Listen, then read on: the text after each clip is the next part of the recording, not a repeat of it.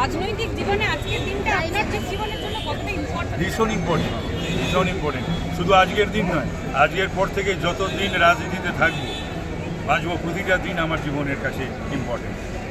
ছাত্র জীবন থেকে আপনি রাজনীতি করেছেন, একটা অন্য অধ্যায় দেখেছেন, বিভিন্ন ঘটনার সাক্ষী। আজকে গেরুয়া শিবিরের হয়ে নমিনেশন দিতে যাওয়া তাপস রায় আজকে কি বলবেন? তাপস রায়ের আজকে ভারতবর্ষে বা আজকের বাংলায় যদি সমস্ত দিক দেখা যায়, ভাবা যায়, মানুষের কথা ভাবা যায়, দেশের কথা ভাবা যায়, এটা তো দেশের নির্বাচন, এটা জাতির নির্বাচন, দেশের নির্বাচন, ভারতবর্ষের পার্লামেন্টের নির্বাচন। সুতরাং সেই নিরিখে, সেই প্রেক্ষিতে আমার এই নির্বাচন এবং একটা অসততার বিরুদ্ধে দল এবং অসৎ প্রার্থীর বিরুদ্ধে আমার লড়াই। মানুষের কাছে আমার আবেদন যে দুষ্টের দমন হোক, শিষ্টের পালন হোক, এইটা ভেবে যেন মানুষ সমর্থন করে, যাকেই করবেন মানুষ যেন ভোট দিতে বেরোন, ভোট দেন সপরিবারে।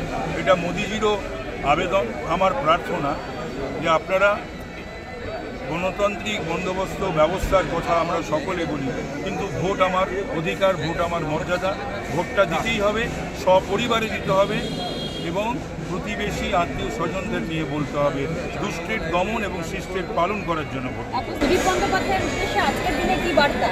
কারণ তারা সব কথায় কথায় বলছেন খেলা হবে, তাপস রায় আজকে কি বলবেন? ওরা তো খেলা হবে, যেদিন মানুষ খেলতে নামবে, এবার তো মানুষ খেলবে, মানুষের খেলা হবে।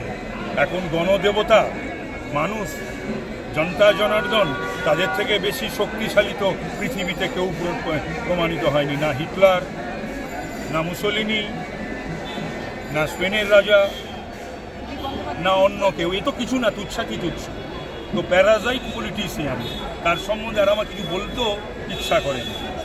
পরাশ্রয়ী গুল্মলতা উদ্ভিদ, আর যার নাম বললে সে সমান।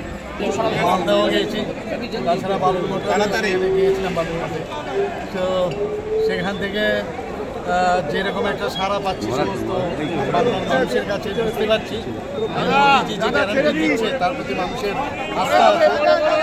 এবারে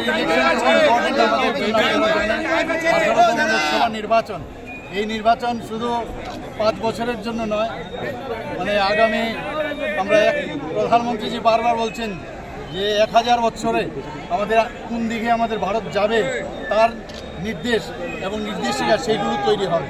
এর জন্য ইম্পর্টেন্ট খুব প্রয়োজন।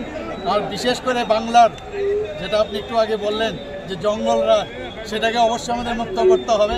এবং আমি নিশ্চিত যে এখানে যে 42টা যে আমাদের আসন সংখ্যা আছে, তার মধ্যে আমরা 30 থেকে 32টা আমরা আসন পাবো। পাশের রাজ্য থেকে যখন পশ্চিমবঙ্গের খবর শোনেন, নির্যাতনের খবর শোনেন, মুখ্যমন্ত্রী হিসেবে আপনার তখন কি প্রতিক্রিয়া হয়, কি হওয়া উচিত? কি বলবো, এর থেকে দুঃখের বিষয় আর কিছুই হয় না। আমরা দেখছি এখানে যেখানে মাননীয় প্রধানমন্ত্রীজি নারী শক্তিকে আরও শক্তিমান করার জন্য যেভাবে উনি চেষ্টা চালাচ্ছেন, এখানে আপনারা সবাই জানেন যে উনি আমাদের মাননীয় প্রধানমন্ত্রীজি যেভাবে একটা আনলেন নারীদের উত্তরণের জন্য, 3% রিজার্ভেশন পার্লামেন্টে এবং আমাদের বিধানসভায়, সব দিকে নারীদের